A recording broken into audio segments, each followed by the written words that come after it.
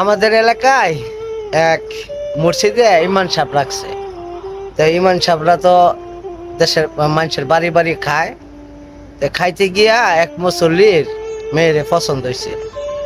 তো মনে করেন সামাজিক ভাবেও এই কথাবার্তি কইয়া বিয়া শাদী হয়েছে। তো মোল্লার আবার আর কি শারীরিক দুর্বলতা আছিল। তো এই দুর্বলতার কারণে মেয়ের সাথে থাকে না।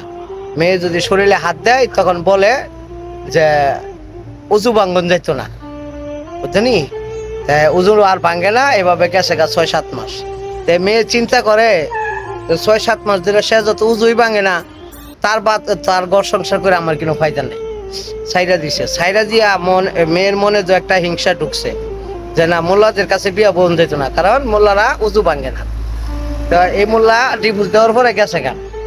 যাওয়ার পরে আর নতুন আরেক মোল্লা আইছে, এতিমখানার মাদ্রাসার থেকে আইসে আর কি ফিরে। তখন যখন দেশে মানুষের বাড়ি বাড়ি খাইতে খাইতে সেই মুসল্লির বাড়ি গিয়ে আবার খাওয়া পড়ছে। সেই মুসল্লির বাড়ি গিয়ে খাইতে গিয়ে দেখে কি এই মুসল্লির মেয়েটা অনেক সুন্দর, নম্র, ভদ্র। তখন করছে কি যে এই মুসল্লির এশার নামাজের কালিমা বলছে যে চাচা আপনি এশার নামাজের পরে থাকেন। ও আচ্ছা। তো নামাজের পরে সবাই যখন গেছে গা, হ্যাঁ রয়েছে, তখন চাচা আপনার একটা কথা কইতাম, যদি কিনা কিছু মনে না করেন। কারণ আমি তো এতিমখানায় বড় হয়েছি, গার্জেন হইলো আমি আর পাত্রী হইলো আমি আপনার মেয়ের বিয়ে করতে চাই। বাজান রে, আমার মেয়ের এই একটা সমস্যা হয়েছিল, এখন আমার মেয়ের কাছে আসলে জিজ্ঞাসা করে লইতে সে বিয়ে বইব কিনা। আমার মেয়েরও একটা মতামত আছে। আচ্ছা ঠিক আছে, সমস্যা নেই, আমরা যাই না জানাইয়েন।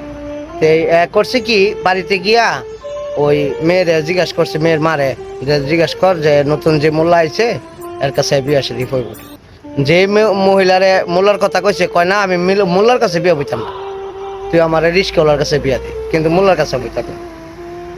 তখন গিয়া এটা আবার মোল্লার কাছে কইছে যে বাজান আমার মেয়ের আপনার পছন্দ না। চাচা পছন্দ না কেন, এটার কারণটা কি, এটা কই পারবেন? বাবা আমি কই যেতাম না। তাহলে আমার 2 মিনিট কথা কোয়ার লাগে একটা সুযোগ দেন। আচ্ছা তাহলে তুমি কালকা খাইবার টাইমে কথা কয়ে নি। খাওয়ার টাইমে মেয়ের জিজ্ঞেস আছে, কে আফা সমস্যা কি আপনার? মোল্লার প্রতি আপনার এই রাগ কেড়ে? ও মোল্লারা উজু ভাঙে না, এর জন্য আমি মোল্লাদের কাছে বিয়া বইতাম না। দূর কথা কইলেন, আমি মোল্লা হইছি মনে করেন উজু ভাঙমু আবার উজু করমু।